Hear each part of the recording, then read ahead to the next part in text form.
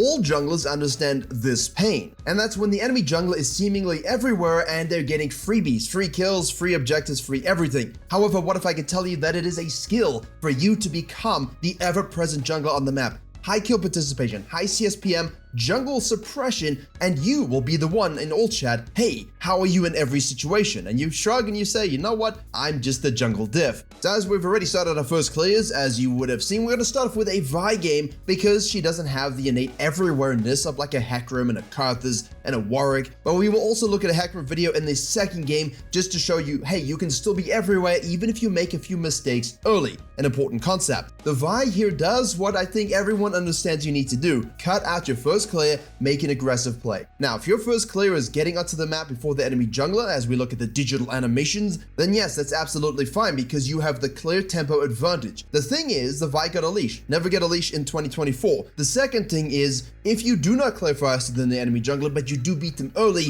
you can either cut your clear short to get the gank, or go for a cheeky invade, which is what we observe right here. Now, what allows Vi to do this is obviously the nature of lane prio, and again, as I said, if you don't have it, gank the lane instead. The enemy farming jungler will have nothing to do but to farm. So what you're gonna see here is a sped up situation of the Vi trying to get kills, trying to leverage this position into some kind of pressure. All she's able to do is push the Brand out of his own jungle. This is still huge. Why? Well, because Brand lost his flash, Kiana lost her flash, and no one on the blue team lost any summoner spells. And here is where the everywhere-ness really steps in big, so pay attention. The best way is always to go through Virkayu.gg. Not only do I have a free jungle improvement resource, I also have a dedicated program with jungle video courses, jungle coaching, coaching classes, a jungle VOD library, special weekly content you'll see nowhere else, as well as all of this hosted in a private jungle Discord. And if there is one thing I'm good at, it's making junglers go from low elo to high elo, as seen by the great number of success stories from the end of last season and already the beginning of season 14. So to climb faster than everybody you know and to jungle diff every game you play, head to Virkayu.gg or click the link in the description below. The Vi now will fall back to do, obviously, you got your Scuttle Crabs, you got your Red Buff, and you got your Krugs. Because the Brand was pushed out of his jungle on a first clear, you know he's gonna go back to base and then head to the top side. Here's where things get interesting. You can now either go back to base after your Krugs and defend your own counter jungling on the top side. Hey Brand, that's my Grump. Or you can just say, no, I want high kill participation. I want to be physically everywhere. So you go and gank bottom lane and you grab yourself up a kill. And now you know, hey, Brand's gonna be stealing my Grump, but that's okay. I know where he is. How do we know where he is? Because we understand how to track extremely well. We press tab when we pushed him out of his jungle. We know the respawn timers of the Krugs and the Raptors. We know that he has to go for the Scuttle Crab first. And thus when he sees us, he will counter jungle, which he does. And now as Vi, you go and do your wolves and you look at the map. The Brand will feel compelled to do his respawn topside quadrant. And all of a sudden, him taking your Grump isn't so bad because one, we saw it on the wards. We look top lane and we say, no, I don't want to gank that. I'm going to go down to my Raptors because they have also respawned. And what we have created here is a laner prio situation where we are allowed to go and gank this mid lane. There's no camps on the map. There's no real counter jungling opportunities. We can be wherever pressure dictates we should be, which of course is a mid lane gank. Now remember, high kill participation also means tracking the enemy jungler and understanding where he's going to be and basically saying, do I want to engage or do I not want to engage? In this situation, no prior bot lane. We know the Brand is sequenced down in that particular direction. So if you're in Vi's situation and you value those grubs more, which you should, go ahead and snack them up. Here's the thing, because Brand takes the dragon, he has no idea about your second spawn, second rotation, third rotation sequencing because of all the aggressive plays we made. We can go ahead and steal his red while he recalls. Then we can retract into our blue side jungle, unless you are using your F keys to look mid lane and say, hey, that wave is gonna crash. Hey, I have my ultimate, and because I'm still technically a really sick spiking jungler, I should play around that ultimate cooldown. And again, I know Brand has no camps on the bottom side. I know he just took the dragon. He has to reset top side. So that's absolutely a free kill for you as Vi as well. Now, as you see, Brand will obviously is spot on an award from the blue team. Will go and try and counter jungle the Vi while she's busy going down there and resetting. Here's the thing about being everywhere. You have to know when, okay, I'm gonna allow the counter jungling and I'm gonna gank a lane, or two, hey, I'm gonna go back to base and try and cut it off. But also being everywhere means having a strong control of the 80-20 rule. Hey, if there's an 80% chance of me rotating to get a kill, the camps can wait. because, as you see from the Vi situation, she sees the Aatrox diving. Aatrox thinks he's safe because the brand is coming towards him. Vi understood this, and it's very much a psychological thing. It's not some magic. You're looking at the tracking and the empirical evidence, but then you're also getting into his mind. What does he think he can get away with right now? What does he think is the best play for him? And should I decide to cut him off? In this case, yeah. Or should I just leave him be and go do something somewhere else? And what all this pressure does, as you see, is allow your laners to rotate and react themselves. And I don't want to hear nonsense about, your lane is not rotating. I coach every single rank all the way up to Master 2+, and I see people rotating even in silver. Sometimes they actually rotate when they shouldn't to save bad junglers, so be aware of when you're acquiring your laner's assistance. In this case, now it's a 5 kills, 5 kill participation. Yeah, we gave up a dragon, but the brand is 0-0-0. And I guarantee you everyone is thinking, wow, this Vi is everywhere. And the brand is thinking, man, I was thinking about rotating to the Aatrox, but the Vi showed up again. She is everywhere. That's what you want. And if that wasn't enough, and you really want to, nail the coffin off this early game jungling phase, this is where jungle beauty begins. The Vi will now fully sequence down while keeping her eyes up, F keys clicking around and on the minimap. I know what brand's gonna do, which is safely farm. I just need to be first to rotations using the 80% rule and ensure that I am there for the fights. Which he is, which means more kills, which means he can go back to base, which means we can be on time for grubs, which is why we didn't do the Krugs. And again, we know that brand is just sequencing down and it's really easy to track where he's gonna be. But what's this eyes up jungling? A term I say for basically looking at the map and going, all right, I will let the map dictate to me what are the best plays, not what I predetermined I should be doing. I'm looking at the action. Brand shows up with the grubs. I know I can beat him, so why would I do them and coin flip them? I'm gonna kill him. Except I'm not able to kill him, but instead of going, right, I determined that I should do grubs, you look up and you say, oh, look, top lane, perfectly situated for a nice little kill, which of course you do. Now the Aatrox is thinking, oh my god, her again, but isn't she ganking bottom lane and mid lane as well? Yes, she's everywhere. And of course, I would be remiss to not say something bad about what the Vi does here. With this ego of being everywhere and really shutting down junglers, you're always gonna have one little bit of a play which you overstretch. In this case, the mid lane dive. Brand decides to be Blackpink in the area and says, oh, thanks so much for the double kill and the shutdowns. Now that's not very good for your overall snowball from early game into the mid game. However, at this particular stage, the guy is just a flaming hot ball of nothing. He looks like he's scary, but he's really not. He's just like a matchstick. You can now easily use your power curve to control the fact that you're going to lose a dragon. Now you need to ensure that we hit that 6,000 gold by 14-minute mark, level 9, Virkayu carry rule for 1v9. If you reach these, it's the lowest you really truly need to feel like, okay, I'm in total control of this game. And if you thought I'm bullshitting you, here's a screenshot from my private Discord on Virkayu.gg where I got exactly 6,000 gold in exactly 14 minutes.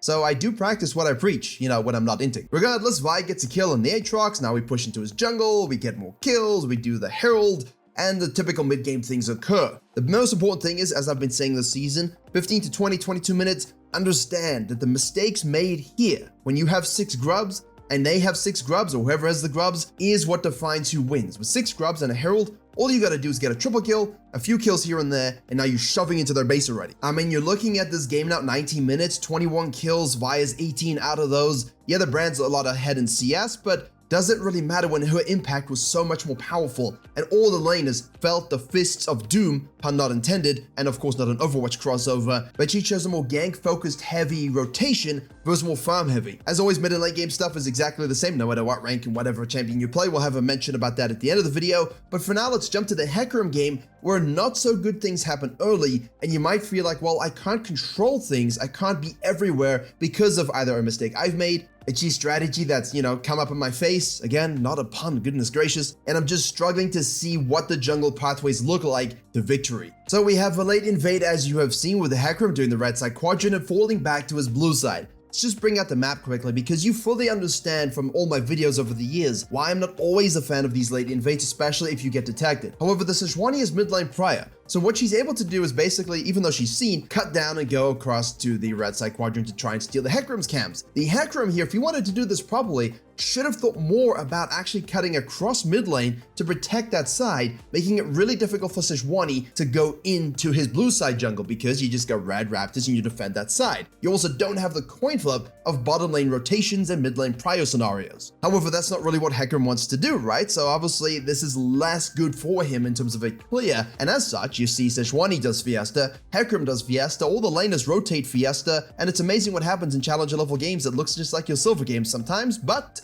That's part of the fun. However, as Hecarim now, how can I recalibrate and be everywhere to deny Sejuani any opportunity to gank and control this game as the freshly buffed tank pig of choice? Much like our Vi example, instigate a bit of pressure and confusion into the tracking of the enemy jungler. Well, them tracking you. You tracking them should be really easy. You decide to, instead of going for scuttle crabs and controlling your own quadrant, you know that Sejuani will be more obsessed about her own bottom side camps given she knows exactly when they're respawned and there's a bottom scuttle. So he cuts across, using Fog of War, steals Raptors, watches the gank mid lane, falls back to the scuttle crab, and then to his blue side. I call this the outside in rule, where you choose to do something as far away from your home base as possible and then do all the things falling back in. This is important because if you did the scuttle first and your blue first, guess what? Sejuani would meet you on the Raptors and you wouldn't have so much fun, would you? No, you wouldn't. So this outside in rule saves lives, honestly. I made a video about it many years ago and I still use the principle today. Use it. Now logically, Sejuani might expect that the Hecarim is also stealing her Krugs, but he didn't greed, he just fell back to his quadrant. Now you know Sejuani's on the top side through observation and tracking. Again, like with the Vi example, what can we do? Get ahead of what they want to accomplish. Don't stick around and go to the bottom side. Don't wait for the respawn of your camps. Gank top lane. Now, even if it works out, it doesn't work out, obviously make good ganking assessments, understand when you can and cannot gank. Fall back to your camps. Now, here's the thing about farming junglers doing this style versus being like the Vi jungler. You're gonna be pressured a little bit by the Sejuanis and the Akalis, and your biggest tip here to be everywhere doesn't necessarily mean being seen all the time. Control your camps first and foremost, and yes, you might lose a few camps yourself, but that's okay as long as you understand bending but not breaking. The Brand last game, he bent and he broke, which is weird because, you know, he's fire. We circled back for grubs, we gave up a dragon, who cares, get 6, and now it's time to become high kill participation machine turbo astro gankathon. Double kill bottom lane, don't mind if I do. Sejuani's a little bit behind the pig tempo at this particular stage,